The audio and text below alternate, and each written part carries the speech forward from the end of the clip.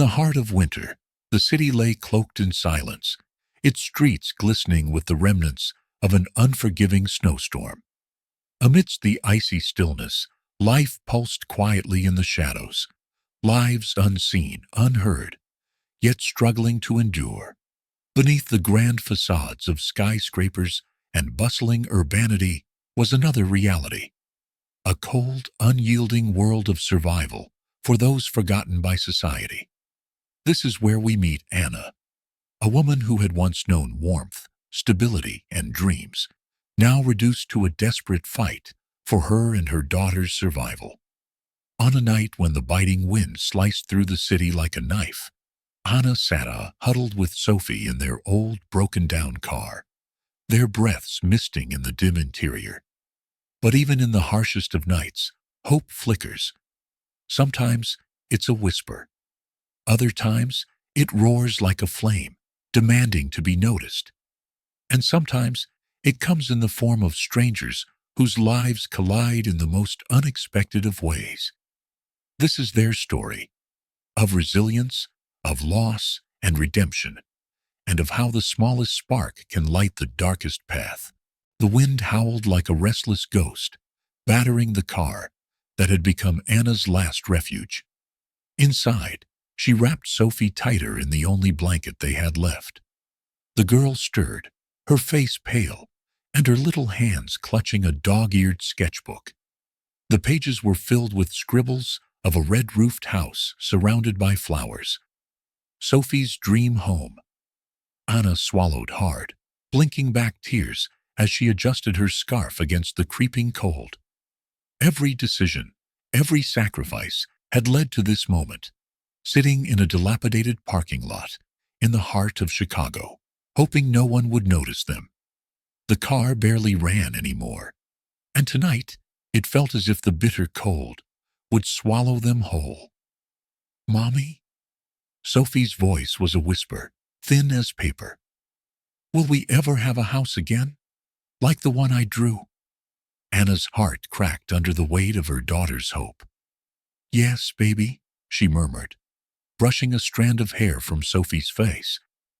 "One day, we'll have a warm house, just like you drew, with a red roof and a garden full of flowers." Outside, the storm intensified, snowflakes swirling under the flickering light of a street lamp. The world seemed oblivious to their plight, save for the occasional figure darting from a nearby convenience store, their heads bowed against the wind. Suddenly, a sharp knock on the car window shattered the fragile bubble of quiet.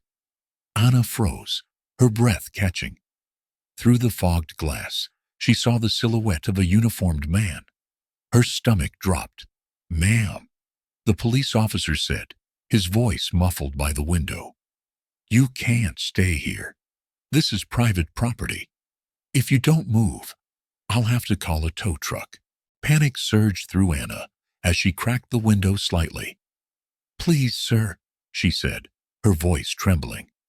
"We don't have anywhere else to go. It's just for tonight." The officer's expression softened briefly, but hardened again.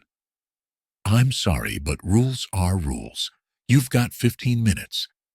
As he walked away, Anna clenched her fists, her mind racing. Where could they go?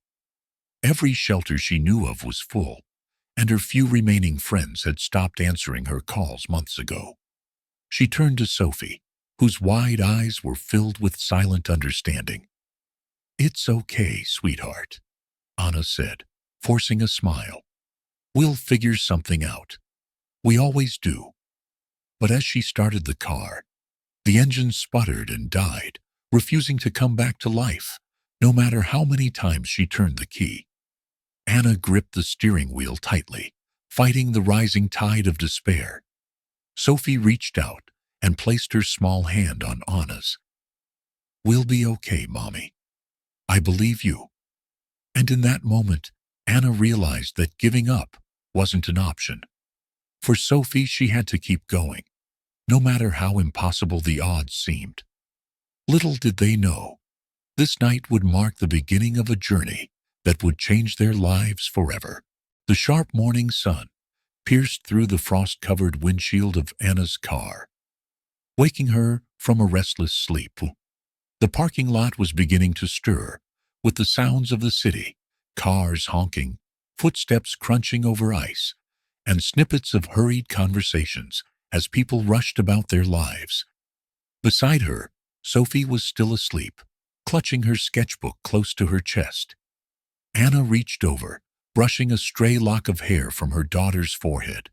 She couldn't let Sophie see her break. Not now, not ever. The car's interior was a freezer. Anna rubbed her hands together, trying to shake off the numbing cold. She had to find food, warmth, and a plan, but her options were dwindling fast. With no clear direction, Anna remembered a place she'd heard about weeks ago. A soup kitchen a few blocks away. The walk would be brutal in the cold, but it was her best shot. She glanced at Sophie and made the decision. The soup kitchen was a modest brick building, nestled between two abandoned storefronts. Its sign was worn and faded, but the smell of food wafting through the air was enough to make Anna's stomach clench with longing. Inside, the room was warm and bustling with life. Volunteers in aprons moved efficiently between tables, serving bowls of steaming soup and slices of bread to those in need. Anna held Sophie's hand tightly, steering her through the crowd, toward an empty seat. "Excuse me, ma'am," a soft yet commanding voice interrupted. Anna turned to see a man standing behind her. He was tall, with an air of quiet authority.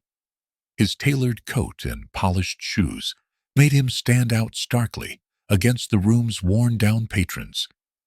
"I'm Ethan," he said, extending a hand. "You must be new here. I don't think I've seen you around before." Anna hesitated, her instincts screaming caution. "We're just here for the food," she said curtly, ignoring his outstretched hand. Ethan studied her for a moment, his expression unreadable. Then he nodded, stepping aside to let her pass. As Anna guided Sophie to a table, she couldn't shake the feeling that Ethan's gaze lingered. She sat down, helping Sophie unwrap a slice of bread, and tried to focus on the meal. Across the room, Ethan watched as Anna carefully split her portion of soup with her daughter. There was something about her, the way she carried herself, her guarded demeanor, that stirred something in him. After they finished eating, Anna prepared to leave, but Ethan intercepted them near the door. "Wait," he said, his tone gentle but firm. "I know it's not my place, but if you need help, real help, I can offer it." Anna's eyes narrowed. "What kind of help?" "I run a nonprofit organization," Ethan explained. "New Horizons. We focus on helping families get back on their feet. We could use someone like you, someone who understands the struggle. I'm offering you a job." Anna blinked, caught off guard. "A job? Why would you? You don't even know me." "You're right," Ethan admitted. "But I see potential, and I believe in second chances." Anna's defenses went up. It felt too good to be true. "Look, I appreciate the offer, but I'm not some charity case. I don't need pity." "It's not pity," Ethan replied firmly. "It's a chance. Think about it." With that, he handed her a business card and stepped back, giving her the space to leave. Back in the car that night, Anna stared at the card, the words New Horizons printed in bold letters. Sophie was curled up beside her, her little body warm against Anna's side. "Mommy," Sophie murmured, her voice barely audible. "That man seemed nice. Do you think he can help us?" Anna sighed, running a hand through her hair. "I don't know, baby. I just don't know." But as she looked at Sophie's hopeful face, something inside her shifted. Maybe it wasn't about trusting Ethan. Maybe it was about trusting herself to take a leap. The next morning, Anna found herself standing outside the New Horizons building. It was sleek and modern, a stark contrast to the soup kitchen. She hesitated at the entrance, her nerves threatening to overwhelm her. Inside, Ethan greeted her with a warm smile. "I'm glad you came," he said. "Let's get one thing straight," Anna said, her voice firm. "I'm not here for a handout.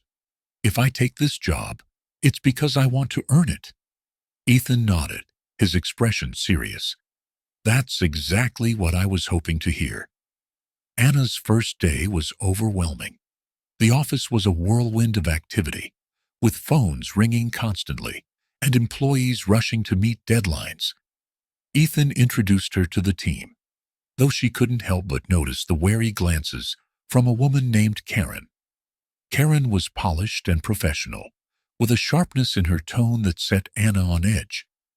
"So, you're the new hire," Karen said, her smile thin. "Welcome to New Horizons. Let me know if you need help." Though I'm sure Ethan has everything under control. Anna forced a polite smile, sensing the underlying tension. By the end of the day, Anna was exhausted but determined. For the first time in a long time, she felt a glimmer of hope. As she returned to the car that night, Sophie greeted her with a wide smile. "Did you like your new job, Mommy?" Anna hugged her tightly. "It's a start," she said softly. "And sometimes, that's all we need." Little did she know, this fateful encounter would set off a chain of events that would test her resilience, her strength, and her ability to trust. Anna woke up to the sharp beeping of her borrowed alarm clock. The air in the car was cold and damp, its metallic scent clinging to everything. She stretched, feeling the ache in her shoulders from another night cramped in the driver's seat. Sophie was still sound asleep in the back, her little hands clutching her sketchbook like it was a lifeline. Anna stared at the fogged-up windows, the morning light filtering through. This was her new reality, and though it felt like an uphill climb, she had taken the first step. Yesterday, she'd survived her first day at New Horizons. Walking into the office that morning, Anna kept her head down. The hum of activity was almost comforting, though it was clear she was still an outsider. Karen's voice cut through the buzz, sharp and commanding. "Anna, could you step into my office for a moment?" Karen's smile didn't reach her eyes as Anna entered. The office was impeccably tidy, with stacks of reports arranged in perfect symmetry. Karen gestured for Anna to sit, but didn't wait for her to get comfortable. "I just wanted to touch base," Karen began, her tone overly sweet. "You're new, so I thought I'd offer some advice. This job can be demanding. Not everyone is cut out for it." Anna forced herself to meet Karen's gaze. "I appreciate the concern, but I'm ready to put in the work." Karen's smile faltered for a fraction of a second before she leaned back, clasping her hands together. "Good. Just remember, results speak louder than intentions." As Anna left the office, her heart pounded. Karen's words had struck a nerve, but she wasn't about to let them derail her. By lunchtime, Anna was buried in paperwork. The administrative side of the job was overwhelming, but she was determined to learn. Ethan stopped by her desk, a cup of coffee in hand. "Hey, how's it going?" he asked, his voice warm. Anna hesitated before answering. "It's a lot, but I'll manage." Ethan chuckled. "That's the spirit. Don't hesitate to ask if you need help. You're not alone in this." Anna nodded, appreciating his support. For the first time, she felt a flicker of hope that she could actually do this. While Anna grappled with her new job, Sophie was facing challenges of her own. The school was a world of bright lights and noisy hallways, a far cry from the stability she once knew. Her classmates had noticed her worn clothes and the way she kept to herself. At recess, a group of kids approached Sophie, their voices loud and mocking. "Hey, Sophie, did you get your clothes from the trash?" one of them sneered.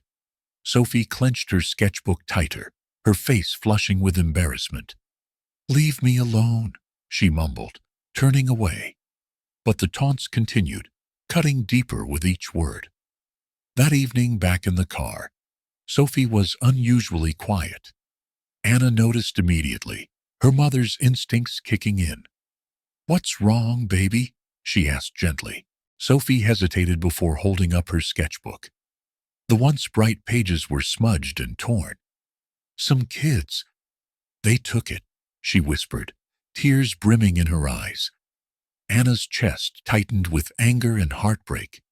She pulled Sophie into a hug, holding her close. "I'm so sorry, sweetheart. I promise. Things will get better." Sophie nodded against her shoulder, but Anna could feel her small body trembling. The next day at work, Anna was determined to channel her frustration into action. She dove into her tasks with renewed focus, determined to prove herself. One of her assignments involved interviewing families at the shelter to understand their needs better. As she sat across from a mother named Jasmine, their stories began to intertwine. Jasmine spoke about losing her job and struggling to provide for her children. The shame, the fear, the exhaustion. It all mirrored Anna's own experiences. "Sometimes I feel like I'm failing them," Jasmine admitted, her voice barely above a whisper. Anna reached across the table, her eyes filled with empathy.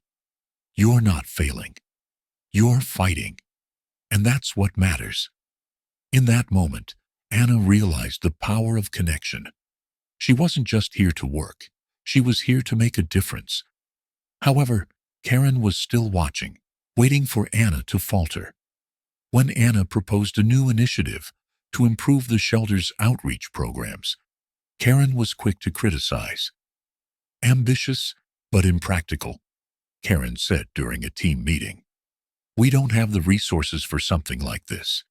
Ethan stepped in, his tone firm. "Let's give Anna a chance to prove it can work. Every great idea starts with someone willing to try." Anna felt a surge of gratitude, though she knew the pressure was now on her to deliver. At home, or rather in the car, Anna began sketching out her plan late into the night. Sophie watched her from the back seat, her curiosity piqued. "Mommy, what are you doing?" "Oh, trying to make things better," Anna replied with a tired smile. Sophie leaned over, her little hand covering Anna's. "You always do, Mommy." The weeks that followed were a whirlwind of challenges and small victories. Anna's outreach initiative gained traction, earning the trust of both her colleagues and the families they served. Sophie, too, began to find her footing. With encouragement from Anna and a kind teacher at school, she stood up to the bullies, reclaiming her sense of self-worth. One evening, as they sat together in the car, Sophie handed Anna a new drawing. It was of their dream house, complete with the bright red roof. "We'll get there someday, right, Mommy?" Sophie asked, her eyes filled with hope. Anna hugged her tightly. "Yes, baby, we will." But as the shadows of the night closed in, Anna couldn't shake the feeling that their journey was far from over. The struggles ahead would test them in ways they couldn't yet imagine. The muffled roar of the city traffic filled the air as Anna gripped the steering wheel, her knuckles turning white. Her breath fogged the cracked windshield, each exhale a reminder of how thin the barrier was between them and the biting Chicago winter. Sophie sat in the back seat, bundled in layers that were never quite warm enough. The once bright colors of her jacket had faded, much like the hope that Anna clung to every morning. But tonight, the familiar weariness was tinged with something darker. The folded piece of paper on the dashboard, an eviction notice for the parking lot where they stayed, loomed like a storm cloud. The day had started with unexpected warmth. Anna was beginning to find her footing at new horizons, though the weight of her secret still pressed heavily on her chest. That morning, Ethan had stopped by her desk with a stack of old financial reports. "Thought you might want these," he said, his tone casual. They're from before we restructured, but they might give you some context for your initiative." Anna blinked, taken aback. "Thanks. I'll take a look." Ethan hesitated for a moment before adding, "You're doing good work, Anna. Don't let anyone tell you otherwise." His words lingered long after he walked away, a small but steady light in her otherwise shadowed world. Later that afternoon, Anna was in the middle of sorting through a mountain of paperwork when Jasmine, the shelter resident she had bonded with, approached her desk. "Anna," Jasmine began, her voice tentative, "I was wondering if we could talk. It's about my son." Anna nodded, setting her pen down. "Of course. Let's find a quiet place." They moved to a small corner of the shelter, where Jasmine explained her son's struggles at school. The bullying, the shame of being homeless, the way it was chipping away at his spirit. "It's like he's giving up," Jasmine said, her voice cracking. "I don't know how to help him anymore." Anna's heart ached as she listened. Jasmine's words mirrored her own fears for Sophie. "You're not alone," Anna said softly. "And neither is he. Sometimes just knowing someone is there can make all the difference." The conversation weighed on Anna as she returned to her desk. She stared at the financial reports Ethan had given her, flipping through page after page of dry numbers and outdated strategies. Then she saw it, a name she hadn't expected to find.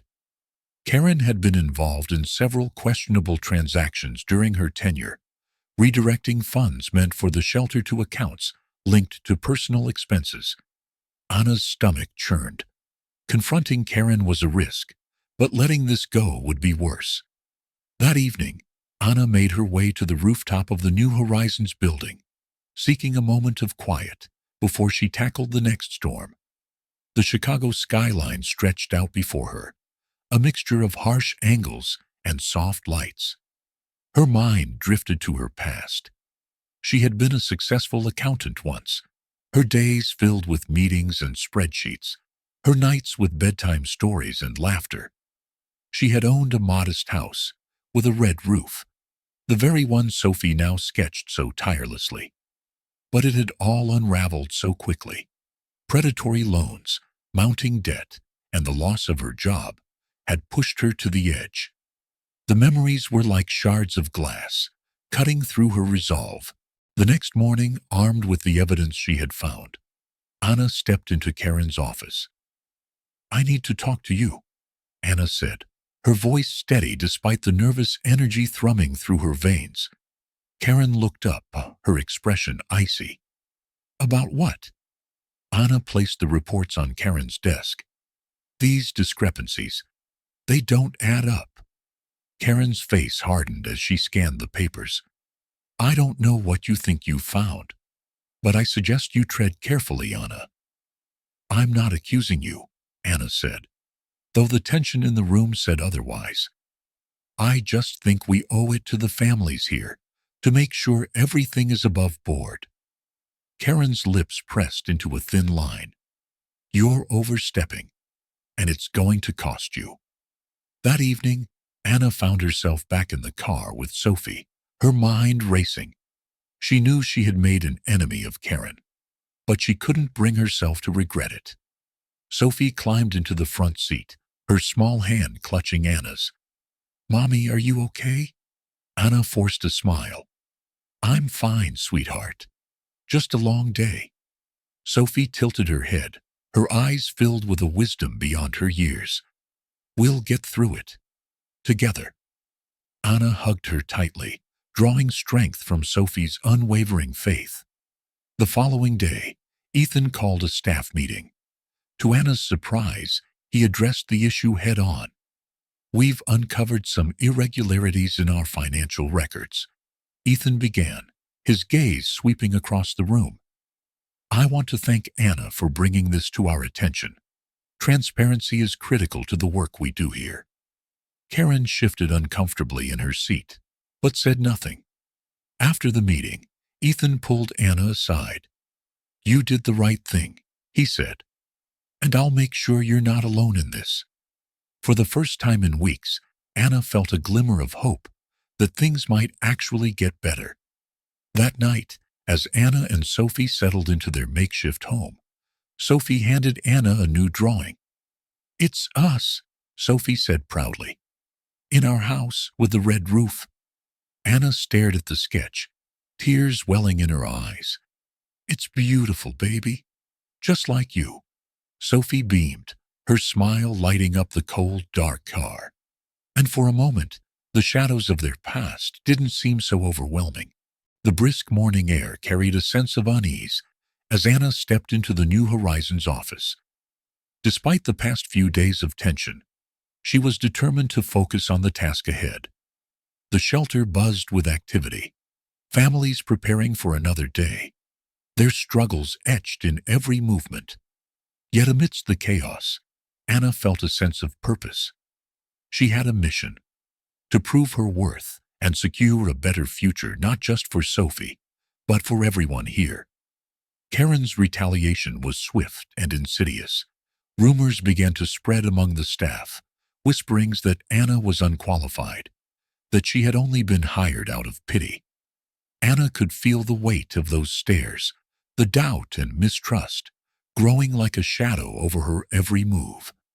Still, she pressed on, using every spare moment to dig deeper into the nonprofit's finances, uncovering more discrepancies that pointed back to Karen's misuse of funds. "Stay focused," she whispered to herself as she pored over the reports late into the evening. Sophie sat beside her, sketching quietly, her small presence a comforting reminder of why Anna couldn't afford to give up. It wasn't long before Karen cornered Anna in the hallway, her sharp tone cutting through the air. "I know what you're trying to do," Karen hissed, her eyes blazing, "but don't think for a second that anyone here will believe you."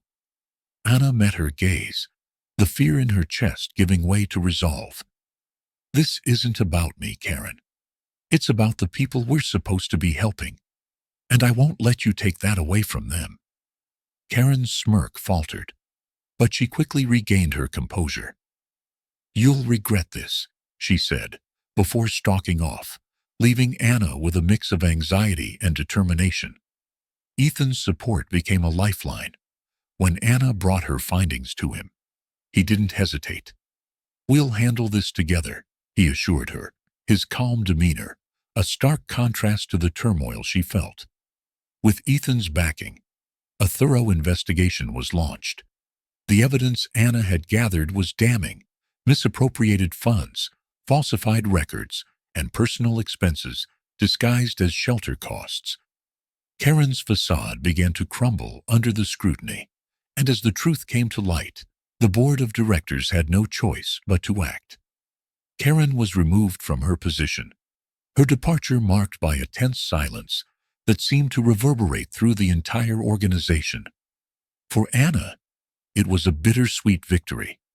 She had exposed Karen's corruption, but the process had taken its toll, leaving her exhausted and questioning whether she truly belonged here. That evening, as they settled into their car for the night, Sophie handed Anna a new drawing. It was a familiar image, the red-roofed house they often dreamed of. But this time, it was surrounded by blooming flowers and bright sunshine. "It's us," Sophie said softly, "and all the people you're helping. I think they'll have houses like this one day, too." Anna's throat tightened, tears welling in her eyes as she hugged Sophie tightly. "You're my strength, sweetheart. Don't ever forget that." With Karen gone, the nonprofit faced a daunting challenge: restoring the trust of its donors and the community. Anna spearheaded a fundraiser, pouring her energy into planning an event that would highlight the organization's mission and the lives it had touched. The night of the event was electric. Families shared their stories of hope and resilience, and local businesses pledged their support. Ethan took the stage to thank Anna for her efforts, his words resonating with sincerity. This wouldn't have been possible without Anna's unwavering dedication, he said, his voice carrying through the room. She's a reminder that even in the darkest times, we can find light. As the applause washed over her, Anna felt a flicker of pride. For the first time in a long while, she allowed herself to believe that she was making a difference. But Karen wasn't finished. Behind the scenes, she aligned herself with outside parties, intent on discrediting New Horizons. Anonymous letters began circulating, accusing the organization of mismanagement and raising doubts about Anna's leadership. The board grew uneasy, and Anna found herself fighting not only for the nonprofit, but for her own reputation. Despite the challenges, Anna refused to back down. She doubled her efforts, focusing on the transitional housing project she had proposed. It was an ambitious plan, one that required securing additional funding and rallying community support. But Anna's determination was unshakable. Her persistence paid off. Local businesses donated materials, volunteers offered their time, and the first transitional housing units were completed ahead of schedule. The opening ceremony was a poignant moment, marked by tears and gratitude as families moved into their new homes. For Anna, it was a moment of redemption. She stood with Sophie, their hands intertwined, as they watched the first residents settle in. "This is just the beginning," Anna said, her voice filled with quiet resolve. Meanwhile, Sophie's sketches began to gain attention. Her drawings, filled with hope and innocence, became a symbol of the nonprofit's mission. Local media featured her artwork, and donors were moved by the stories they conveyed. At school, Sophie's newfound confidence inspired her classmates. She spoke about the importance of kindness and resilience, her words resonating with those who had once bullied her. For Anna, seeing Sophie thrive was a reminder of why she fought so hard every day. But even as Anna celebrated these victories, a sense of unease lingered. The shadows of Karen's betrayal and the systemic issues they faced were far from resolved. Anna knew that the road ahead would be filled with new battles, but she also knew she wasn't alone. As she and Sophie walked home that evening, the city lights reflecting in their eyes, Anna felt a renewed sense of purpose. Together, they would face whatever came next, one step at a time. The air carried a quiet buzz of anticipation as Anna entered the New Horizons office. A new day meant a new challenge, but today held an unfamiliar weight. The first housing units for single mothers were officially under construction, a dream that had once felt impossibly distant, now taking shape. Anna's heart swelled with cautious optimism. The fundraiser had been a success, but not without its costs. The anonymous accusations and Karen's lingering sabotage continued to cast a shadow over New Horizons. Ethan reassured Anna that they were handling the rumors legally, but she couldn't shake the feeling of being watched. Every glance from a colleague felt like an interrogation, every question tinged with doubt. "Don't let it get to you," Ethan had told her during their last strategy meeting. "Focus on the housing project. That's what matters now." She nodded but didn't respond. How could she tell him that it wasn't just the project weighing on her? Sophie's health had been delicate, the long nights in the car taking their toll, despite Anna's efforts to shield her from the harshness of their reality. Sophie, however, seemed determined to rise above their circumstances. Her schoolwork, though often interrupted by their unpredictable living conditions, was improving. And her sketches, those vivid, hopeful drawings, were becoming a source of fascination. One day, while Sophie sat in the office sketching the red-roofed house once more, Mia, a girl from the shelter, peered over her shoulder. "That's beautiful," Mia said softly. Sophie hesitated, then smiled. "It's our dream house." The simple interaction lit a spark. Soon other children began joining Sophie, each contributing their own visions of hope through art. Anna watched, her heart swelling with pride, as Sophie's quiet strength brought joy to those around her. The office was another story. Karen's replacement, a senior board member named Martin Gray, arrived with an air of authority and skepticism. While he supported Anna publicly, his demeanor behind closed doors told a different story.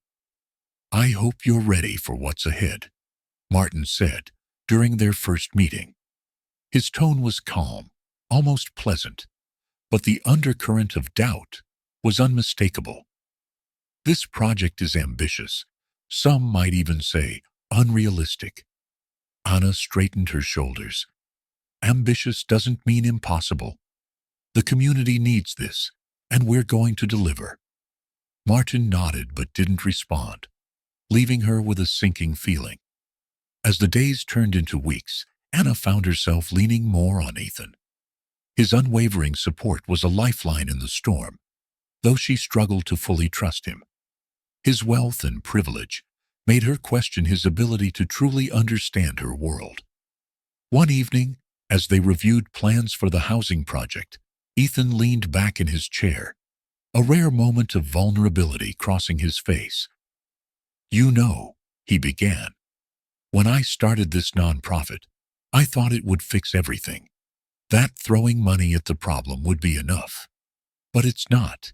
It takes people like you, Anna, who know what's really at stake." Anna looked at him, her defenses softening. "It takes people like us," she corrected gently. For the first time, she saw not just a wealthy benefactor, but a man carrying his own burdens. To rally support for the project, Anna organized a community event at the construction site. Families from the shelter and local volunteers gathered to plant flowers and paint murals, transforming the barren space into a canvas of hope. Sophie and Mia painted side by side, their laughter mingling with the chatter of adults. Ethan joined in, his suit jacket discarded as he helped unload supplies. Even Martin made an appearance, though his watchful gaze reminded Anna of the stakes. As the day wound down, Anna addressed the crowd. Her voice wavered at first, but the sight of Sophie among the children gave her strength. "This project isn't just about bricks and mortar," she said. "It's about giving families a chance to rebuild, to dream again. And with your support, we can make that happen." The applause was thunderous. For a moment, Anna allowed herself to believe in the future they were building. Unbeknownst to Anna, Karen's machinations were far from over. Working through a network of former associates, she began feeding false information to local media, painting New Horizons as a mismanaged organization. The first article appeared a week later, its headline a gut punch: "New Horizons, a dream built on lies." Anna's phone buzzed relentlessly as board members and donors demanded answers. Ethan acted swiftly, holding a press conference to refute the claims, but the damage was done. Funding slowed, and doubts crept into even Anna's staunchest allies. Amid the chaos, Sophie's health took a turn for the worse. The stress of their situation, combined with the harsh winter conditions, left her pale and feverish. Anna rushed her to a nearby clinic, her heart breaking at the sight of Sophie's fragile frame. "You're doing too much," the doctor said gently. "You need to focus on her." Anna nodded, tears streaming down her face. "I'm trying," she whispered. "I'm trying so hard." Sophie's recovery was slow but steady. As she regained her strength, her unwavering belief in Anna became a source of renewed determination. "You're my hero, Mom," Sophie said one night, her small hand gripping Anna's tightly. "You never give up." Anna held Sophie close, the weight of those words sinking in. She couldn't give up, not now, not ever. For Sophie, for the families at New Horizons, and for herself. Ethan's legal team worked tirelessly to discredit Karen's allegations, uncovering her ties to the media outlets, spreading the false claims. With the truth exposed, Karen's credibility was shattered, and New Horizons began to regain its footing. But the true breakthrough came from the community. Families who had benefited from the shelter's programs stepped forward to share their stories, creating a groundswell of support that even Karen couldn't undermine. By the end of the chapter, the first phase of the transitional housing project was complete. The ribbon-cutting ceremony was a moment of triumph, with families moving into their new homes and the community coming together to celebrate. Anna stood with Sophie at her side, their hands intertwined, as they watched the children explore their new surroundings. For the first time in months, Anna felt a sense of peace. They were building more than houses. They were building hope. The air was crisp, the early morning sun, painting the construction site with warm golden hues. Anna stood at the edge of the lot, her breath fogging, as she surveyed the nearly finished homes. Each brick, each beam, felt like a testament to resilience. But beneath the surface of triumph lingered a gnawing tension. The journey to this point had been treacherous, and the path ahead promised no less. Anna's vision for the transitional housing project had grown beyond her initial expectations. No longer just a shelter, the facility would serve as a haven where single mothers could rebuild their lives. A daycare center, a job training hub, and even a small garden were all part of the plan. "It's ambitious," Ethan remarked as they reviewed the blueprints in her office. "But if anyone can pull this off, it's you." Anna gave a small smile, her confidence tempered by the weight of responsibility. "It's not just me. This is the community's project." Still, not everyone shared their optimism. Martin Gray, now acting as the board's overseer for the project, frequently expressed doubts. At meetings, he questioned timelines, budgets, and Anna's ability to lead such a large-scale initiative. "We need measurable results," Martin insisted during one tense exchange. "This can't just be about good intentions." Anna's patience was wearing thin. "Good intentions are what got us here, Martin. Maybe you should try it sometime?" Ethan stepped in before the argument could escalate, but the friction between Anna and Martin was far from resolved. As construction neared completion, Anna spent more time with the families who would soon move in. Their stories mirrored her own struggles: mothers fleeing abusive relationships, children forced to grow up too soon, families torn apart by financial ruin. One woman, Marisol, shared her journey of escaping an abusive partner with her 2 young sons. "This place," Marisol said, gesturing to the half-built houses, "it's more than a roof. It's a chance to breathe again." Marisol's words stayed with Anna. They reminded her of the night she and Sophie had sat in their car, shivering in the winter cold, dreaming of a better life. Now, that dream was becoming reality, not just for them, but for dozens of others. Sophie, too, found her own way to contribute. Her sketches had gained attention during the community event, and now they adorned the walls of New Horizons' office. The simple, heartfelt drawings of families in warm, colorful homes resonated deeply with everyone who saw them. One afternoon, Sophie worked diligently on a new piece, her tongue poking out in concentration. "What are you drawing?" Anna asked, sitting beside her. "It's us," Sophie said, holding up the page. It showed Anna and Sophie standing in front of a red-roofed house, their smiles bright, despite the storm clouds above them. Anna swallowed the lump in her throat. "It's beautiful, sweetheart." "It's our story," Sophie said simply, as if that explained everything. Despite the progress, the project faced mounting obstacles. Fundraising efforts had slowed, and unforeseen construction delays threatened the opening date. Martin used every setback as ammunition, questioning Anna's leadership at every turn. "We can't afford to miss deadlines," he said during a heated meeting. Donors are watching, and so is the media. Anna clenched her fist under the table. We're not just building houses, Martin. We're building lives. That takes time. The tension reached a breaking point when Martin proposed cutting costs by scaling back the project's scope. Ethan, to Anna's surprise, suggested a compromise, delaying the opening by 2 months to ensure everything was completed properly. It's not ideal, Ethan admitted privately to Anna later, but it's better than letting Martin sabotage everything. Anna reluctantly agreed, though the decision felt like a personal failure. The stress took its toll on Anna. One evening, while working late, she collapsed at her desk. Ethan found her slumped over, barely conscious, and rushed her to the hospital.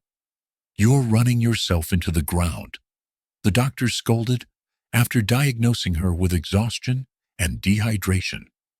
"You need to slow down." Lying in the hospital bed, Anna felt the weight of her choices pressing down on her. She had always believed in pushing through adversity, but now she realized that even she had limits.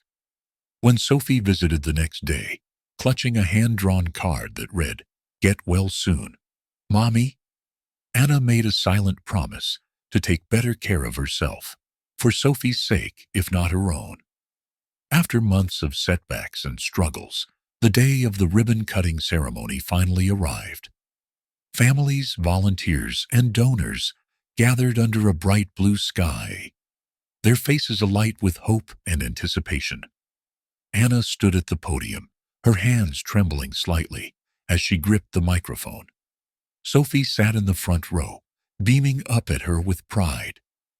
"This project is more than just walls and windows," Anna began, her voice steady despite the lump in her throat. "It's a testament to what we can achieve when we come together as a community. These homes represent hope, resilience, and second chances." The crowd erupted into applause as Anna cut the ribbon, officially opening the transitional housing units. Families began moving in that very day, their laughter and tears filling the air with a sense of renewal. Amid the celebration, Anna noticed a familiar face in the crowd, Karen. She stood at the edge of the gathering, her expression unreadable. Anna's stomach twisted with unease. Later, when Anna confronted Ethan about Karen's presence, he admitted he had no idea how she had gained access to the event. "We'll look into it," he promised. But Anna couldn't shake the feeling that Karen's schemes were far from over. That evening, after everyone had gone home, Anna and Sophie sat together in one of the new houses. The walls were bare, the rooms echoing with the sounds of their voices, but to Anna, it felt like the warmest place in the world. "We did it, Mom," Sophie said, her eyes shining with pride. Anna smiled, pulling Sophie close. "No, sweetheart. We did it." As Sophie drifted off to sleep in Anna's arms, Anna allowed herself a rare moment of peace. The journey was far from over, but for the first time in a long time, she felt like they were truly home.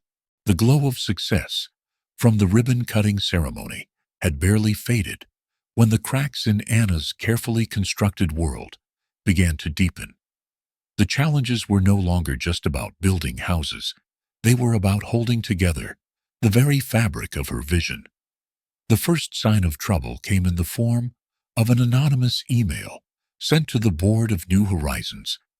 The email accused Anna of mismanaging funds and using the nonprofit for personal gain. Though the claims were baseless, the damage was immediate. Martin Gray, ever eager to undermine Anna, seized the opportunity to demand an internal audit. "This is exactly the kind of scrutiny we can't afford," Martin said during an emergency board meeting. His pointed glance at Anna was unmistakable.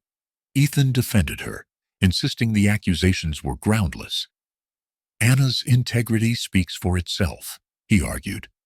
"This is clearly an attempt to sabotage our work." But Anna couldn't ignore the unease that gripped her. The language in the email felt calculated, personal. She was certain Karen was behind it, but proving it was another matter entirely. As Anna grappled with the mounting pressure at work, Sophie's health began to falter. The once lively and resilient girl became unusually quiet, her appetite dwindling. One evening, Anna found her burning with fever, her small frame trembling under the weight of an illness that seemed to come out of nowhere. At the hospital, the doctors diagnosed Sophie with a severe case of pneumonia, likely brought on by stress and malnutrition from their earlier struggles. "I should have seen this coming," Anna whispered to Ethan in the waiting room, her hands trembling. "I've been so focused on the project that I didn't see what was happening right in front of me." Ethan placed a reassuring hand on her shoulder. "You've been carrying too much, Anna. It's okay to ask for help." Sophie's illness became a wake-up call for Anna, forcing her to confront the toll her relentless drive was taking on both of them. Karen's vendetta against Anna escalated. She began leaking internal documents to local media, spinning a narrative of corruption within New Horizons. News outlets latched onto the story, framing it as a scandal involving misused donor funds and unfulfilled promises. The community that had once rallied around Anna now seemed divided. Supporters of New Horizons stood by her, but skeptics grew louder, demanding transparency and accountability. Anna felt the weight of it all pressing down on her. Each day brought new challenges, calls from reporters, tense board meetings, and the ever-present fear of losing the trust she had worked so hard to build. One evening, after yet another exhausting day, Anna sat alone in her office, staring at the mountain of paperwork in front of her. The walls seemed to close in, the noise of the outside world muffled by the relentless thrum of her thoughts.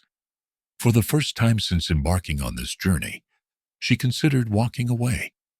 The idea of leaving New Horizons, of giving up the fight, felt like both a betrayal and a relief.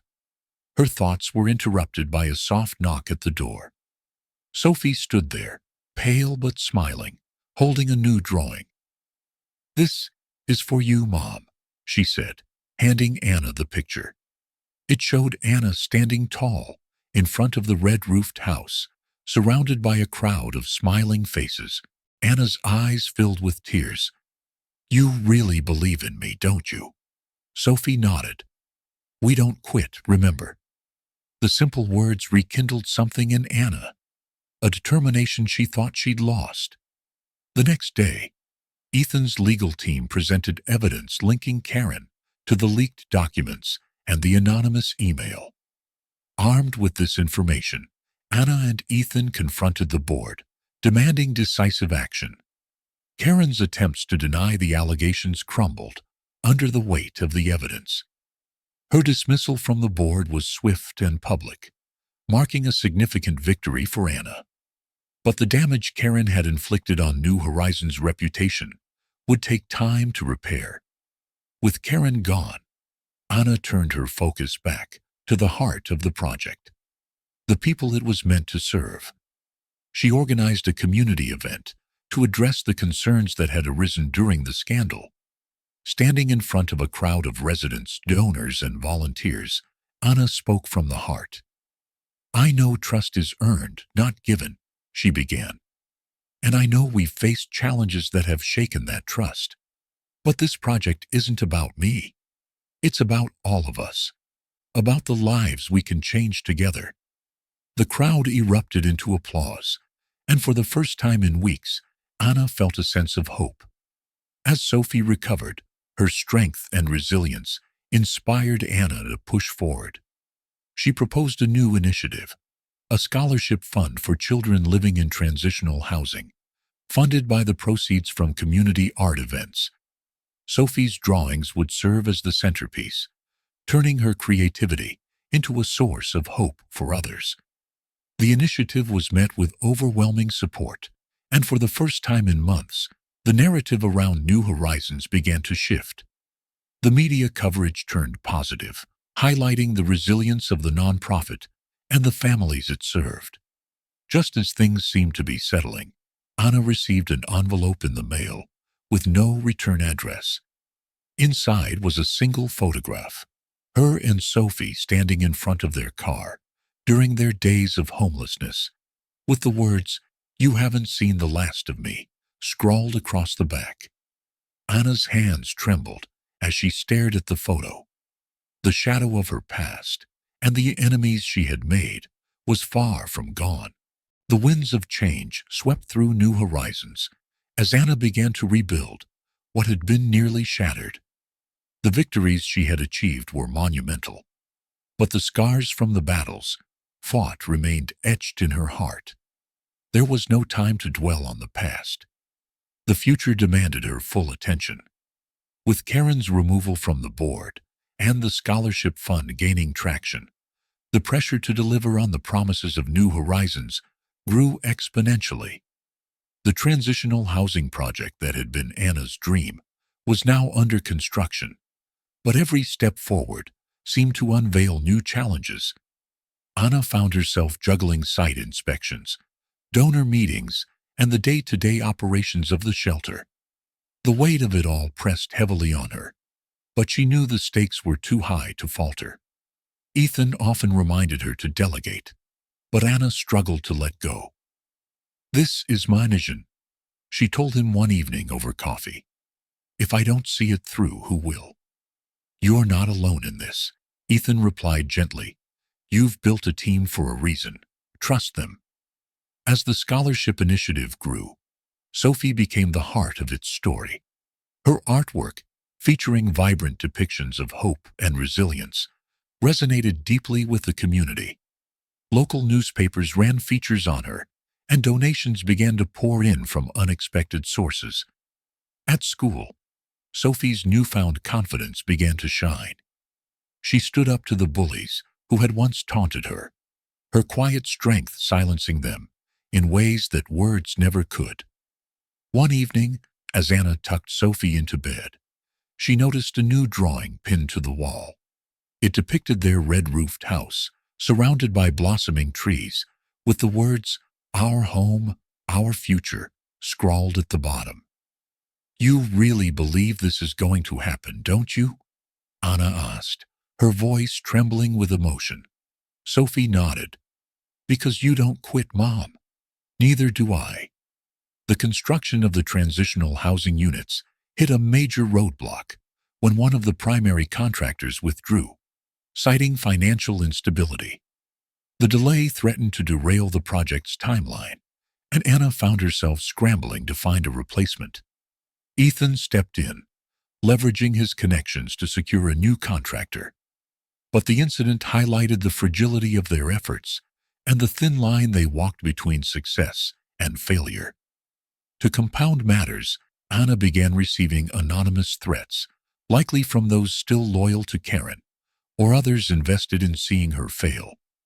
One note read, "You're in over your head. Step aside before you drown." Anna's resolve hardened.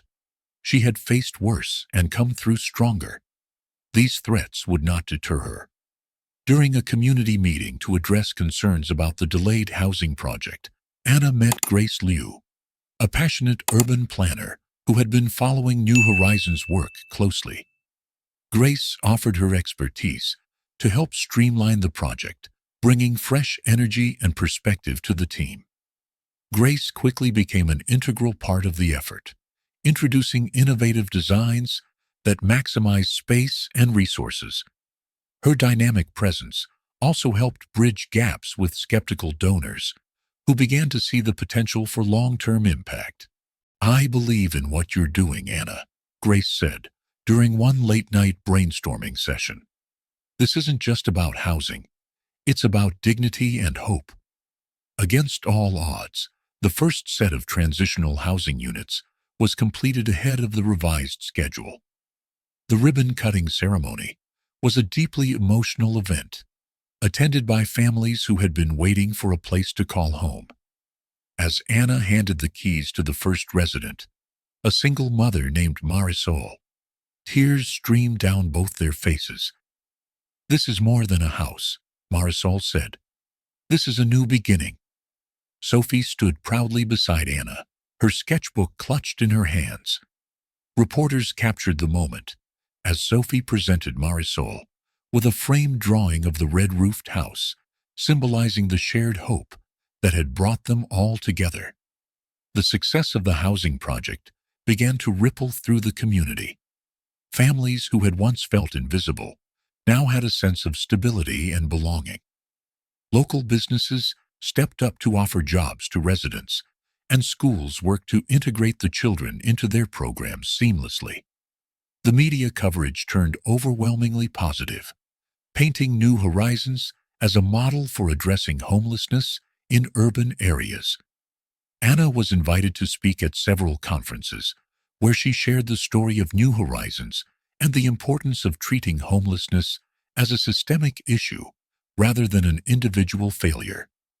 As New Horizons expanded its reach, Anna began to notice patterns in the stories shared by the residents. Many had faced eviction due to predatory loans or had been denied housing because of discriminatory policies. Determined to address these injustices, Anna partnered with Grace and Ethan to investigate.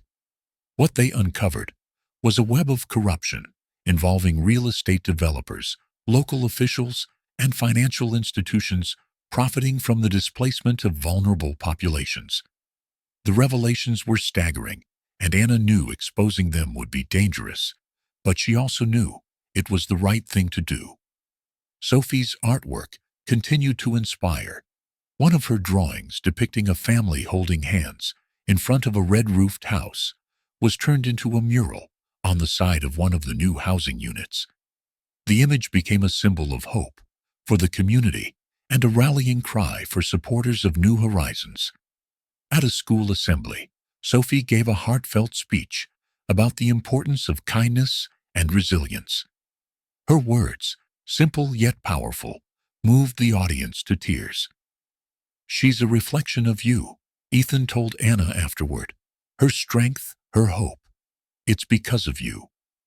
Inspired by the success of the housing project and the community's support, Anna decided to expand New Horizons' mission. The nonprofit would not only provide housing, but also advocate for policy changes to prevent homelessness and hold corrupt systems accountable.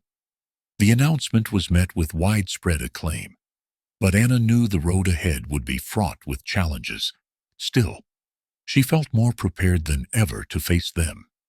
One evening, as Anna reviewed plans for the next phase of the project, her phone buzzed with an incoming call. The voice on the other end was frantic. A resident from the shelter, Marisol, was in danger of losing her job due to discriminatory practices. Anna's heart raced as she listened. The fight was far from over, but she was ready. "We'll figure this out," she promised. "You're not alone." As she hung up, Anna looked out the window at the completed housing units, their lights shining like beacons in the night. The journey ahead would be long, but she knew they were building something unbreakable. The lights of the completed housing units were a beacon of hope, but they also illuminated the long shadows of the injustices that still plagued the community. Anna knew that while providing homes was a crucial step, dismantling the systemic barriers that kept families vulnerable would be an even greater challenge. During her routine visits to New Horizons shelter, Anna began to hear unsettling stories from several families. They spoke of evictions driven by fabricated violations, exorbitant fines for minor infractions, and landlords refusing repairs to force tenants to leave. The patterns were too consistent to be dismissed as coincidence.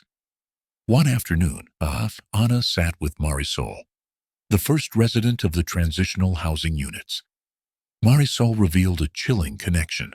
Many of the families had been displaced by the same set of property management companies, all tied to a shadowy network of real estate developers.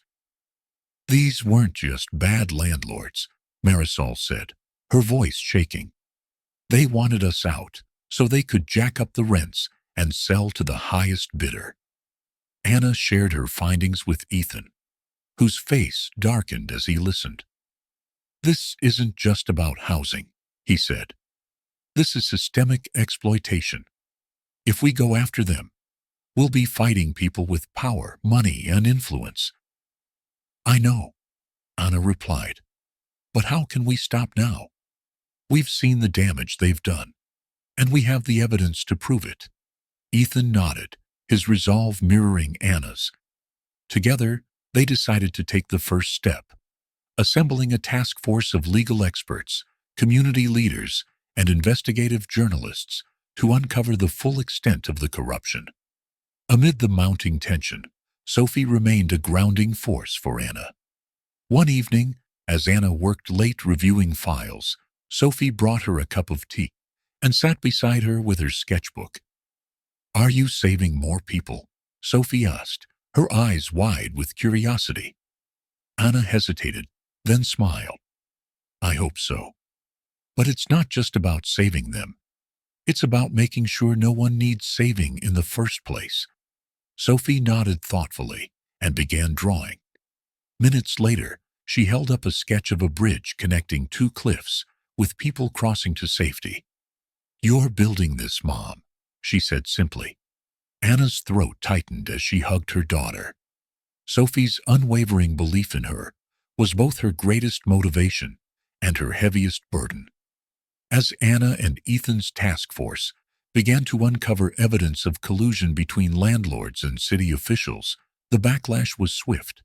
Media outlets owned by allies of the developers ran hit pieces questioning Anna's qualifications and integrity. "She's just a former accountant," one commentator sneered during a televised debate. "What does she know about housing policy?" Anna's team worked tirelessly to counter the attacks, but the strain began to show. Volunteers withdrew, fearing retaliation, and donors hesitated to continue their support. At a board meeting, Grace Liu, the urban planner who had become an indispensable ally, urged Anna to focus on the bigger picture. "Let them talk," Grace said. "Our work speaks for itself. The families we've helped are our best defense." The tide began to turn when Sophie's mural, depicting the red-roofed house, was selected for a citywide art exhibit. The story of New Horizons and Sophie's journey captured the hearts of the public, shifting attention away from the negative press.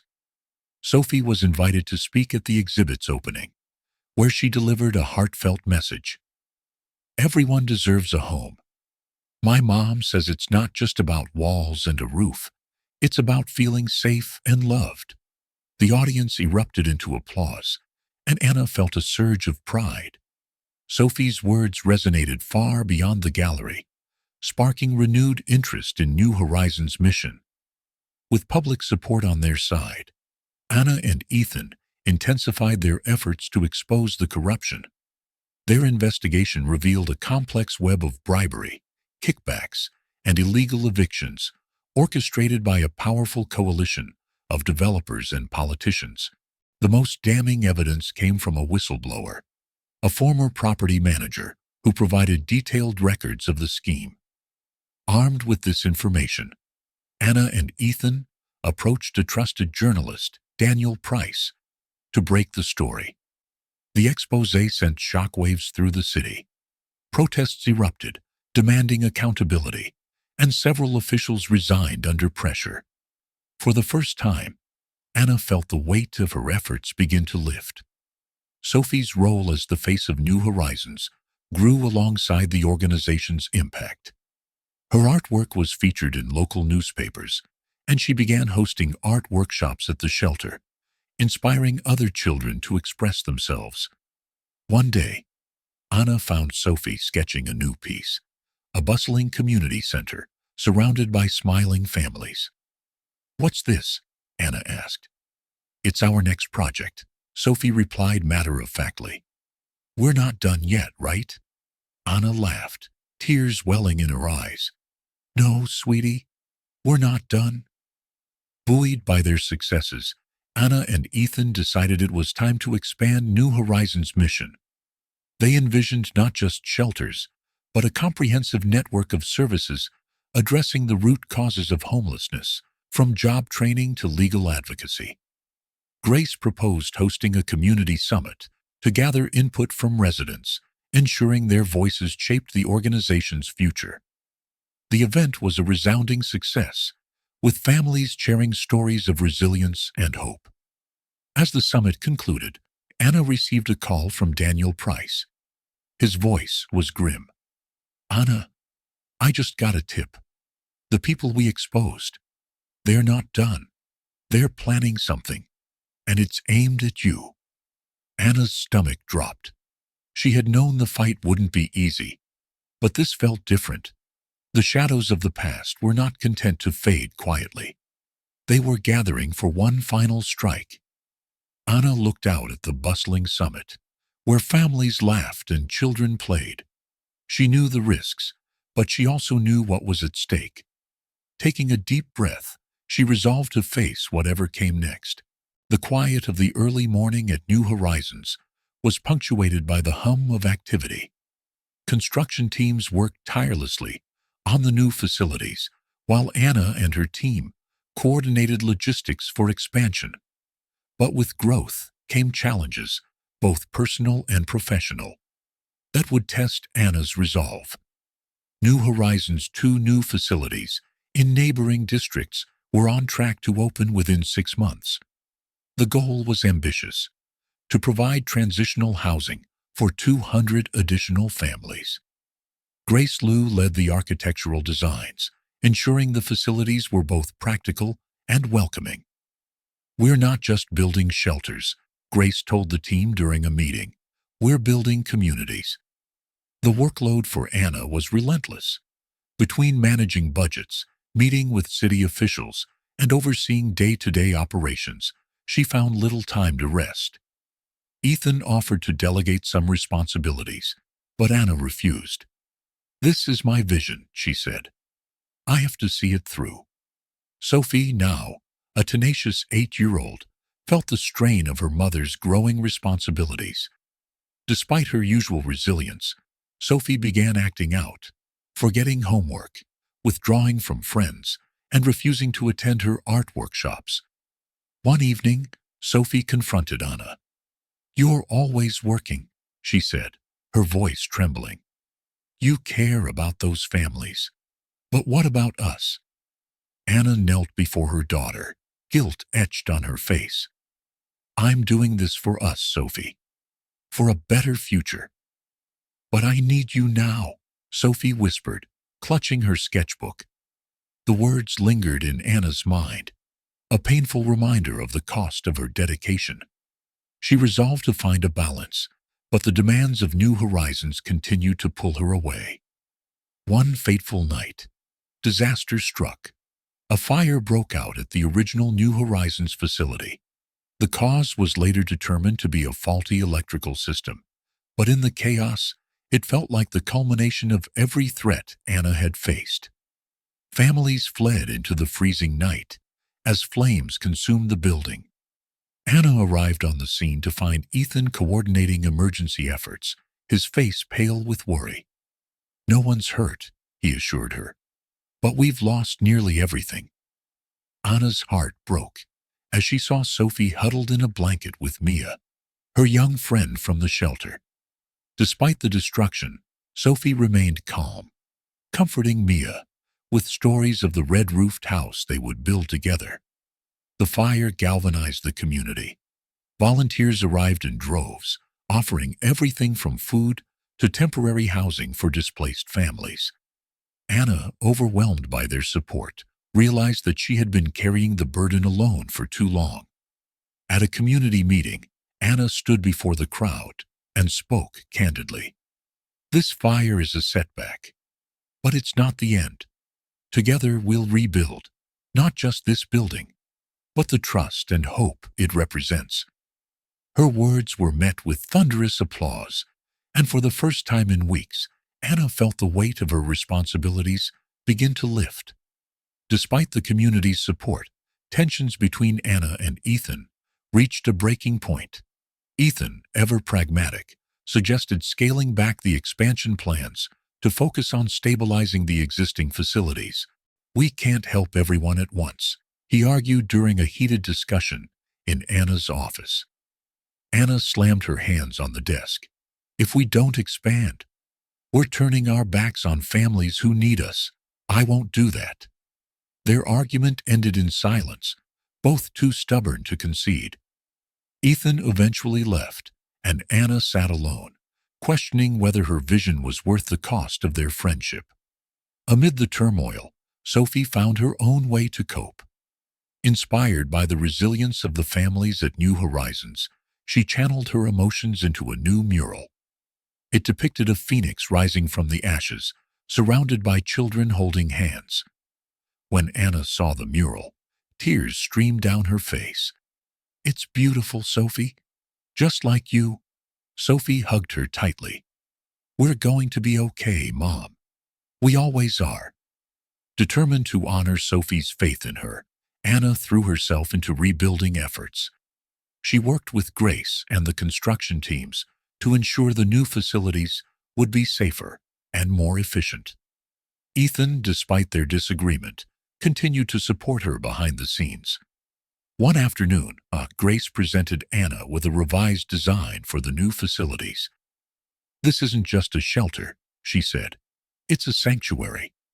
The plans included expanded communal spaces, a child care center, and a dedicated art studio, inspired by Sophie's work. Anna approved them with tears in her eyes, knowing they represented the future she had dreamed of. As the new facilities neared completion, Anna received an anonymous letter. The message was simple but chilling. "You're building on borrowed time." Anna handed the letter to Ethan, who immediately contacted law enforcement. "We've made enemies, Anna," he said gravely, "but we're not backing down." The threat loomed over Anna as she prepared for the grand opening of the new facilities. She knew the stakes were higher than ever, but she also knew she wasn't alone. With Sophie, Ethan, and the community by her side, she was ready to face whatever came next. The crisp morning air carried a mix of hope and determination as volunteers, community leaders, and families gathered outside the charred remains of the original New Horizons facility. The fire had left an indelible mark, but it had also ignited something stronger. A collective resolve to rebuild not just the structure, but the spirit of the community. Anna stood at the center of the crowd, her voice steady despite the weight of recent events. "This fire may have taken our walls," she said, addressing the group, "but it didn't take our purpose. Together, we'll rise again, stronger than ever." Her words resonated deeply, sparking applause and renewed energy among the attendees. Ethan stood nearby, watching with a mix of admiration and concern. Despite their recent disagreements, he knew Anna's unwavering determination was the heart of New Horizons. Sophie, clutching Mia's hand, watched her mother with pride. The fire had shaken her, but it had also taught her the power of resilience. "We'll make it even better," Sophie whispered to Mia, her eyes sparkling with hope. In the days following the fire, the community rallied around New Horizons in ways Anna hadn't imagined. Local businesses donated materials, while volunteers from all walks of life offered their time and skills. The outpouring of support became a beacon of hope, transforming tragedy into opportunity. Anna worked tirelessly to coordinate efforts, often losing track of time in the process. Sophie, ever observant, noticed her mother's exhaustion and decided to help in her own way. She gathered a group of children from the shelter and began organizing art projects to decorate the temporary housing spaces.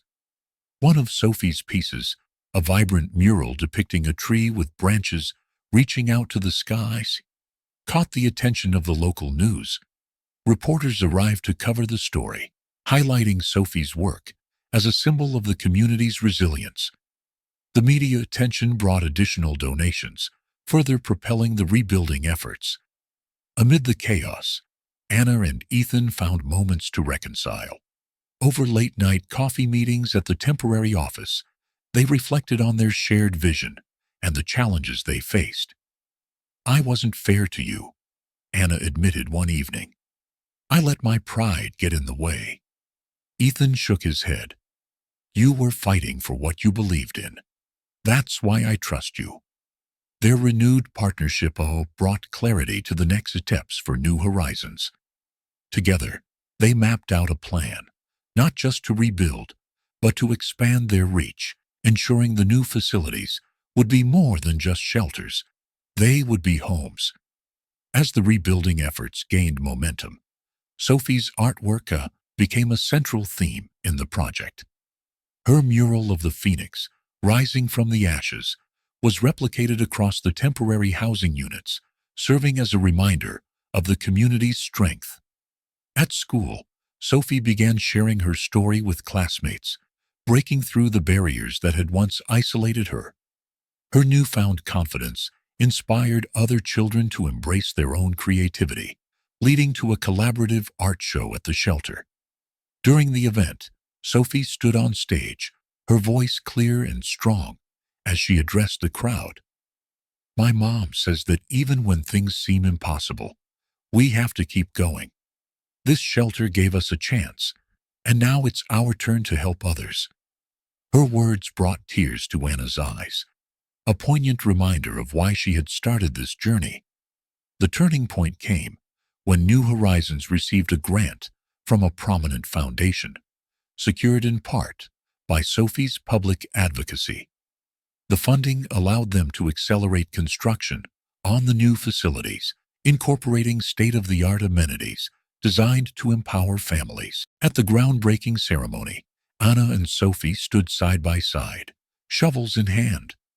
As the first scoop of soil was turned, the crowd erupted in cheers, their collective hope palpable.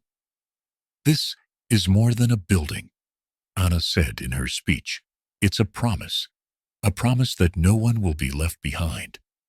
Despite the progress, challenges remained. Karen's allies, still bitter from her arrest, continued to spread misinformation about New Horizons. Online forums buzzed with baseless accusations, and a few donors expressed hesitation. Anna faced the backlash head-on, addressing each concern with transparency and integrity. Her unwavering commitment began to sway public opinion, turning skeptics into supporters. Ethan, ever strategic, suggested leveraging the positive media coverage surrounding Sophie's artwork to counteract the negativity. Together, they launched a social media campaign featuring stories of families who had benefited from New Horizons. The campaign quickly gained traction, drawing widespread support. The fire had initially felt like a devastating setback, but it became a catalyst for transformation. The new facilities, now nearing completion, were a testament to the power of unity. Designed with input from the families they served, the spaces included communal kitchens, childcare centers, and even a dedicated art studio, inspired by Sophie's work. Anna often walked through the construction site, imagining the laughter and joy that would soon fill the halls. Each beam and brick represented a step forward, a tangible symbol of the community's resilience. The pinnacle of the rebuilding efforts came during a city-wide fundraising gala. Sophie, dressed in a simple yet elegant dress, was invited to present her mural to the mayor. Her small hands trembled as she held the microphone, but her voice was steady. "This is the phoenix," she explained, pointing to the vibrant image. "It shows that even when everything seems lost, we can rise again.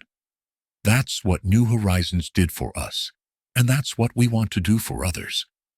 The room erupted in applause, and the mayor personally congratulated Sophie, pledging additional city support for New Horizons. Anna watched from the sidelines, her heart swelling with pride. With the gala's success, New Horizons secured enough funding to not only complete the new facilities, but also establish a reserve for future projects. Anna, for the first time in months, allowed herself a moment of quiet reflection. She sat with Sophie in their temporary apartment, watching her daughter sketch. "You've done so much, Sophie," Anna said softly. "You're the reason we're here." Sophie looked up, a determined glint in her eyes. "We're not done yet, Mom. There are still so many people who need us." Anna smiled, knowing that her daughter's words rang true. Their journey was far from over, but for the first time, the future felt within reach. The glow of the gala still lingered in Anna's mind as she sat in her office early the next morning, poring over the blueprints for New Horizons' latest expansion. The applause from the crowd, Sophie's confident words, and the mayor's handshake had all been milestones. But Anna knew the real work was only beginning. With 2 additional facilities in the pipeline and a surge of new applicants seeking shelter, the stakes had never been higher. The city gala had propelled Anna into the spotlight, and invitations to speak at community events poured in. For the first time, Anna felt the weight of her newfound role as a public figure. She was no longer just a mother fighting for her daughter's future. She had become a symbol of resilience and hope for countless families. At a luncheon hosted by a prestigious women's organization, Anna was presented with an award for her contributions to combating homelessness. Standing at the podium, she looked out at the sea of faces and took a deep breath. "This award isn't mine alone," she began. "It belongs to every single person who believed in our mission, who refused to give up even when the odds seemed insurmountable. Most of all, it belongs to the families we serve, because their courage inspires me every single day." The audience erupted in applause, and Anna felt a surge of pride mixed with humility. This recognition was not just a personal achievement. It was a platform to advocate for systemic change. While Anna navigated the complexities of leadership, Sophie was making strides of her own. Her mural, "The Phoenix Rising," had been entered into a statewide art competition, drawing attention not only for its vibrant imagery, but also for the story behind it. When the competition results were announced, Sophie stood on stage in the school auditorium, clutching her sketchbook. The judges praised her work as a testament to the resilience of the human spirit. As Sophie accepted her award, she glanced at Anna in the audience, her eyes filled with gratitude. After the ceremony, Sophie approached her mother with the trophy in hand. "This is for us," she said simply, "because we never gave up." Anna knelt down, pulling Sophie into a tight embrace. "You're my inspiration, Sophie. Always." That evening, Anna and Sophie sat together on the small balcony of their temporary apartment. The city lights twinkled in the distance as they shared a quiet moment of reflection. "Do you ever think about where we started?" Sophie asked, her voice soft. "Living in the car, trying to stay warm?" Anna nodded, her throat tightening. "I think about it every day. It reminds me why we're doing this." Sophie leaned her head on her mother's shoulder. "We've come so far, haven't we?" "We have," Anna agreed. "But there's still so much to do." Their conversation was interrupted by a notification on Anna's phone. It was an email from a national nonprofit organization, inviting her to join a task force on homelessness. Anna stared at the screen, a mix of excitement and apprehension swirling within her. "You should do it," Sophie said, peeking at the email. "You can help even more people." Anna smiled, her daughter's words solidifying her decision. "You're right. It's time to think bigger." While the public celebrated New Horizons' success, challenges brewed beneath the surface. Managing the rapid growth of the organization brought logistical and financial hurdles. Staff members were stretched thin, and tensions occasionally flared as they worked to meet the increasing demand for services. Ethan, ever the pragmatist, suggested hiring an operations director to alleviate some of the burden on Anna. Initially resistant, Anna eventually agreed, recognizing the need for additional expertise to sustain their momentum. The decision paid off. The new director, a seasoned nonprofit leader named Monica Alvarez, quickly streamlined operations and introduced innovative strategies to maximize impact. With Monica's support, Ana was able to focus on the bigger picture, expanding New Horizons' reach while maintaining its core mission. As New Horizons continued to thrive, Ana received a call from the state governor's office. She was invited to deliver a keynote address at a conference on homelessness and housing policy. The opportunity was both thrilling and daunting, but Ana knew it was a chance to amplify her message. The night of the conference, Ana stood backstage, clutching her notes. Ethan placed a reassuring hand on her shoulder. "You've got this," he said. "Just speak from the heart." When Ana stepped onto the stage, the audience of policymakers, advocates, and community leaders fell silent. She began by sharing her personal journey, weaving in the stories of the families she had met along the way. "Homelessness is not just a lack of shelter," she said, her voice steady. "It's a lack of opportunity, a lack of hope. But we can change that, together." Her words resonated deeply, earning a standing ovation. After the speech, several attendees approached her with offers of collaboration, opening doors to new partnerships and funding opportunities. Amid the whirlwind of public appearances and organizational milestones, Ana and Sophie finally moved into their new home. A modest but beautiful house with a red roof, just as Sophie had always dreamed. On their first night in the house, Sophie placed her childhood drawing of the red-roofed house on the mantel. The sight of it brought tears to Ana's eyes. This house wasn't just a home. It was a symbol of everything they had overcome. As they sat together in the cozy living room, Sophie turned to her mother. "Do you think we'll ever stop fighting for others?" Ana shook her head, her smile unwavering. "No, Sophie. This is who we are now." With New Horizons flourishing and her personal life finally finding stability, Ana began to consider the future of the organization. She started mentoring young leaders within the nonprofit, ensuring the mission would continue long after her tenure. Sophie, inspired by her mother's work, expressed a desire to pursue social work. "I want to help kids like me," she said one evening. "I want to make sure they know they're not alone." Ana's heart swelled with pride. Her daughter's resilience and compassion were a testament to the journey they had shared, a journey that had transformed not only their lives, but also the lives of countless others. The glare of the camera lights was blinding as Ana adjusted the microphone pinned to her lapel. She sat across from a seasoned journalist in a studio bustling with activity. The air buzzed with anticipation. This was her first live national interview since New Horizons had risen to prominence. It was a moment of triumph, but also one of vulnerability. Every word she said would be dissected, every gesture scrutinized. The reporter leaned in, her expression poised yet probing. "Ana, your journey has captivated the nation. From living in a car to spearheading one of the most successful nonprofit organizations in the country, it's truly remarkable." But some critics have raised concerns about the rapid growth of New Horizons. They question its sustainability. How do you respond? Ana inhaled deeply, keeping her tone measured.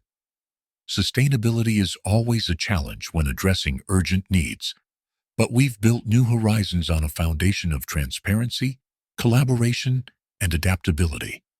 It's not just about expanding.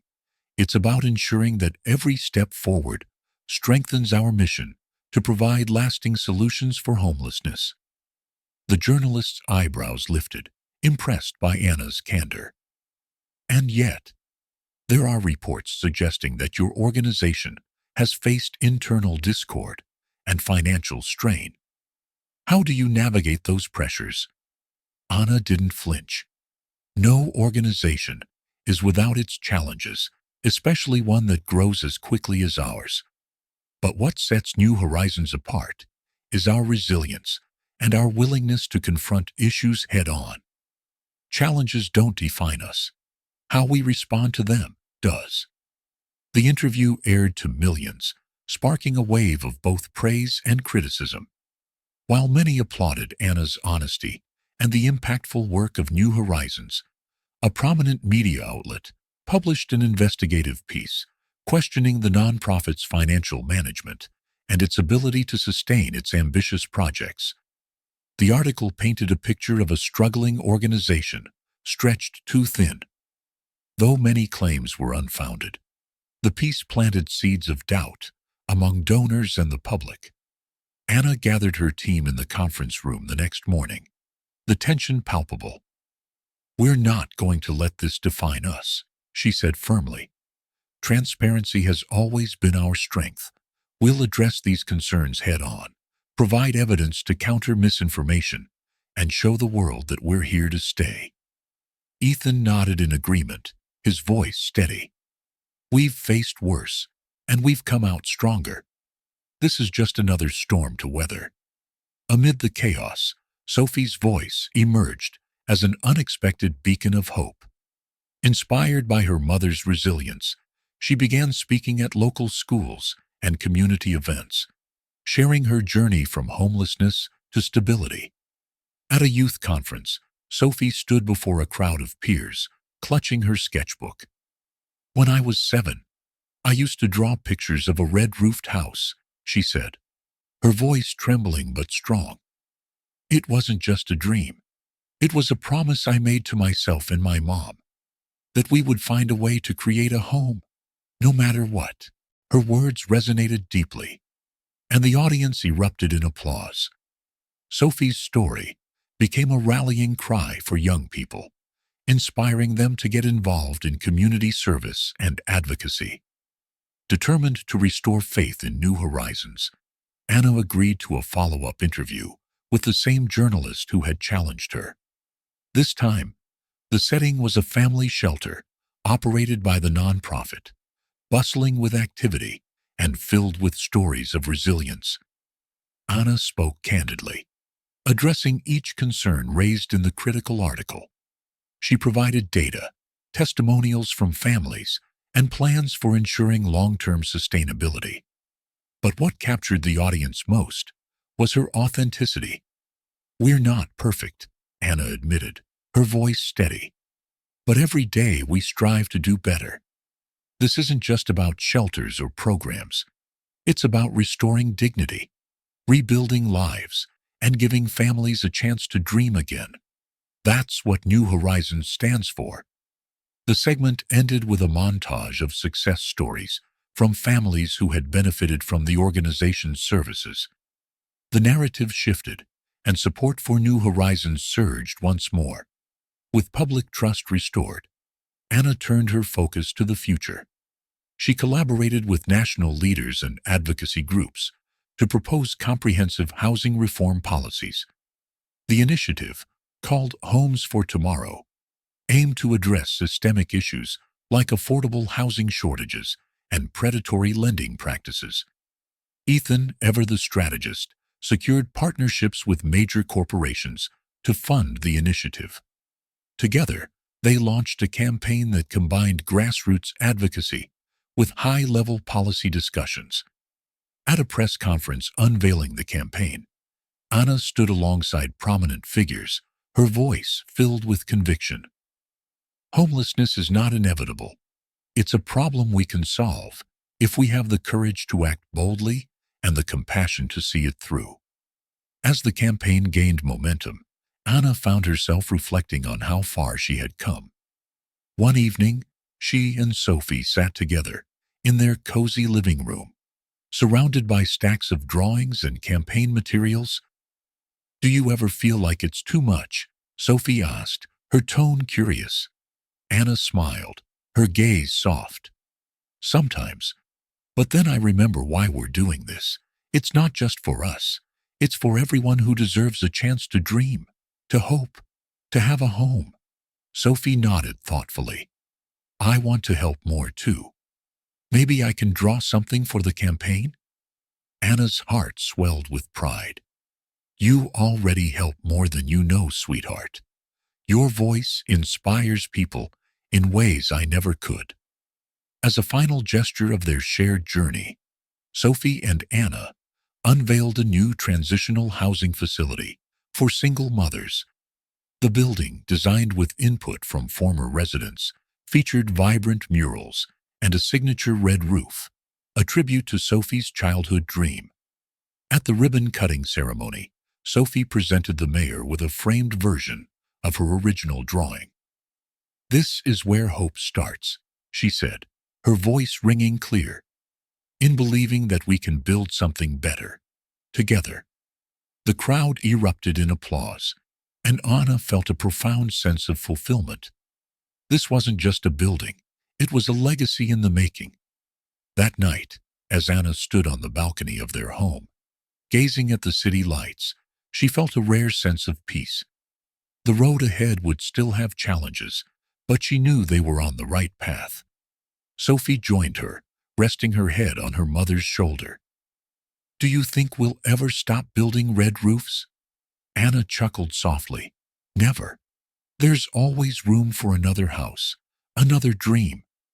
With that, they stood together, mother and daughter, ready to face whatever came next. The sun shone brightly over the sprawling city, casting a golden hue on the streets, alive with bustling activity. It was a day of triumph, the culmination of years of effort, sacrifice, and unyielding determination. For Anna and Sophie, this was the moment their dreams transcended personal boundaries to touch the lives of countless others. In the weeks leading up to this pivotal day, Anna and Ethan had embarked on a relentless campaign to secure funding for a nationwide network of shelters. Each meeting with corporate sponsors and government officials carried the weight of not just their dreams, but the hopes of millions living without homes. One such meeting took place in a grand conference room overlooking the Chicago skyline. Ethan, with his polished demeanor, presented the financial projections, while Anna spoke from the heart about the human impact of their work. "Every dollar you invest in New Horizons," Anna said, her voice steady and impassioned, "is an investment in people. Mothers like me who need a second chance, children like Sophie who deserve stability and hope. This isn't just a project. It's a movement to restore dignity and opportunity to those who've been forgotten." Her words struck a chord.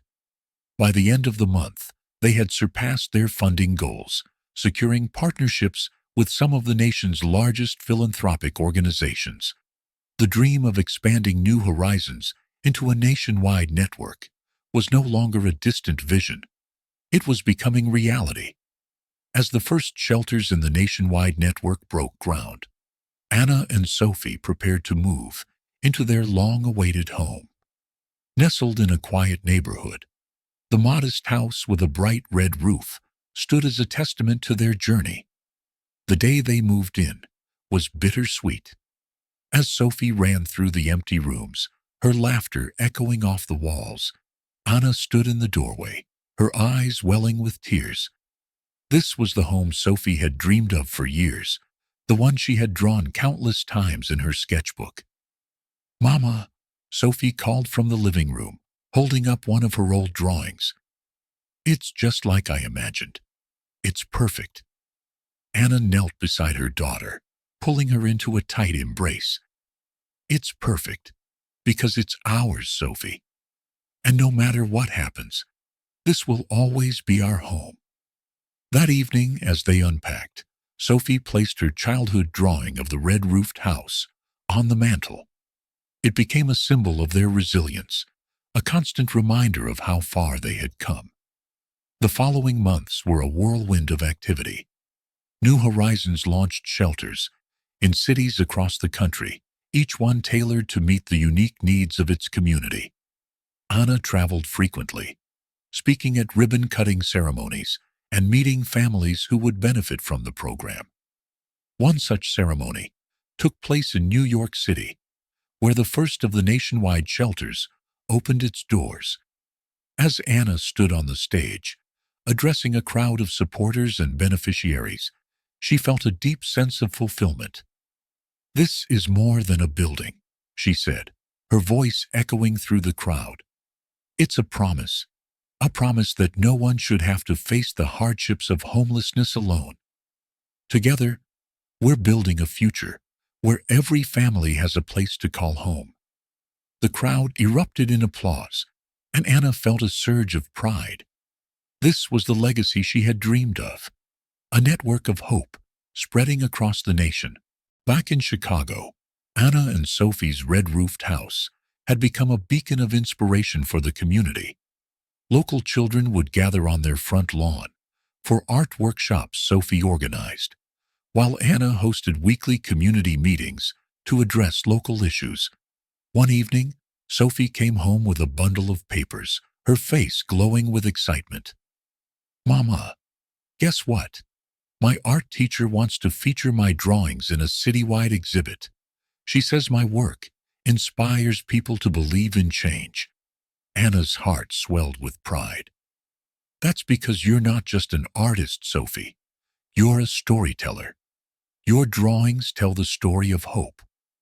The exhibit, titled "Dreams of a Red Roof," became a sensation, drawing visitors from across the city.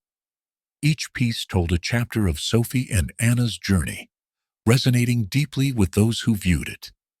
As New Horizons continued to grow, Anna began to consider her own future.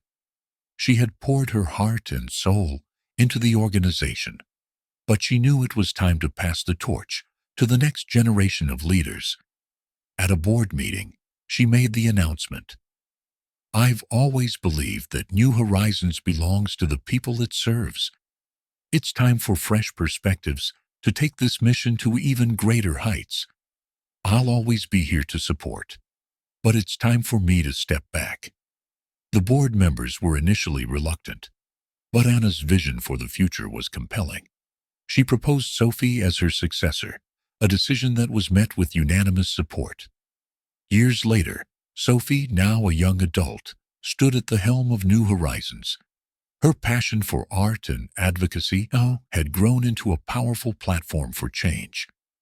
At the grand opening of a new shelter in Los Angeles, she spoke to a crowd of supporters. "My mother taught me that every dream begins with a single step," Sophie said, her voice filled with conviction. "Today, we're taking another step toward a future where every family has a place to call home. This red-roofed house is more than a symbol. It's a movement." In their cozy living room, Anna watched as Sophie prepared for her next big speech. The mantel still held the childhood drawing that had inspired their journey, now framed and glowing under a soft light. Sophie turned to her mother, a determined smile on her face. "Ready, Mama?" Anna nodded, her heart brimming with pride. "Ready, my love. The world is waiting for you." As Sophie stepped out the door, Anna felt a profound sense of peace. Their journey had come full circle, from a broken-down car to a home filled with love and purpose. Their story wasn't just about survival. It was a testament to the power of dreams, resilience, and the belief that even the smallest spark can ignite a lifetime of hope. The morning air was crisp as Sophie stood at the podium, the golden sunlight casting a warm glow over the crowd gathered in front of the gleaming new headquarters of New Horizons National Foundation. The building stood as a beacon of hope, its modern design adorned with a simple yet powerful emblem, a red roof encircled by rays of light. Sophie adjusted the microphone, her heart pounding. This wasn't just a speech. It was a culmination of a journey that had begun in the shadows of despair and emerged into the brilliance of possibility. The crowd hushed as she began to speak. "I stand here today, not just as the leader of New Horizons, but as a testament to the power of unwavering determination." Sophie began, her voice steady but filled with emotion. "Years ago, my mother and I lived in a car, unsure of where our next meal would come from or if we'd even survive the night. But my mother never gave up. She taught me that hope isn't just a feeling, it's an action. It's the decision to keep going, even when the odds are stacked against you. Her words resonated with the audience, many of whom were beneficiaries of New Horizons or advocates for social reform. Sophie paused, her gaze sweeping over the sea of faces, before continuing. Today we celebrate not just the opening of this headquarters, but the millions of lives transformed through the tireless work of so many. This foundation is more than an organization. It's a movement fueled by compassion, resilience, and the belief that everyone deserves a place to call home. The applause was thunderous, and as Sophie stepped back, she glanced at the first row where Anna sat, her eyes shimmering with pride. Watching Sophie address the crowd, Anna felt a wave of emotions, pride, gratitude, and a profound sense of fulfillment. She thought back to the cold nights they had spent huddled in their car, the fear that had gripped her as she struggled to protect her daughter. Those days felt like a distant memory, yet they had been the foundation of everything they had built. After the event, Anna joined Sophie on the stage. Sophie turned to her, smiling. "This is as much your moment as it is mine, Mama." Anna shook her head, her voice soft but firm. "No, Sophie. This is your moment. You've taken what we started and turned it into something far greater than I ever imagined." Sophie hugged her mother tightly, the red-roofed emblem behind them, a symbol of their shared legacy. Over the next few years, New Horizons National Foundation expanded its reach, opening shelters and transitional housing programs in every state. Sophie's leadership brought innovative solutions to long-standing issues, from mobile shelters for rural areas to art therapy programs for children. Her own artwork, particularly the iconic drawing of the red-roofed house, became a rallying symbol for the foundation. Prints of the drawing hung in shelters and offices across the country, a reminder of the hope that had sustained them through the darkest times. One evening, while organizing her mother's belongings, Sophie came across Anna's journal. Flipping through the pages, she found entries from their most challenging days, filled with Anna's dreams and fears. One passage stood out. "No matter how hard things get, I'll never stop believing in the red-roofed house. It's more than a dream. It's a promise to Sophie that we'll make it through. And someday, I hope she'll carry that promise forward." Tears welled in Sophie's eyes as she clutched the journal. "I promise, Mama," she whispered. "I'll carry it forward." Years later, Sophie stood on a grander stage, addressing the United Nations. The audience included world leaders, activists, and scholars, all eager to hear her insights on tackling global homelessness. She began with a story, her story. "My journey began in a car, parked on the edge of a Chicago street. But it wasn't just my journey. It was the story of millions who struggle every day to find stability, dignity, and hope."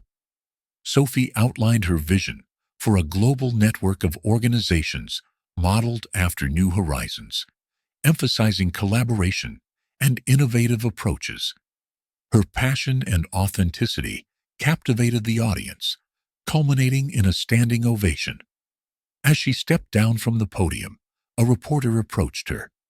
"What drives you to keep pushing for change, even after all you've accomplished?" Sophie smiled. "Because there's always more to be done. My mother taught me that one spark can ignite a lifetime of hope.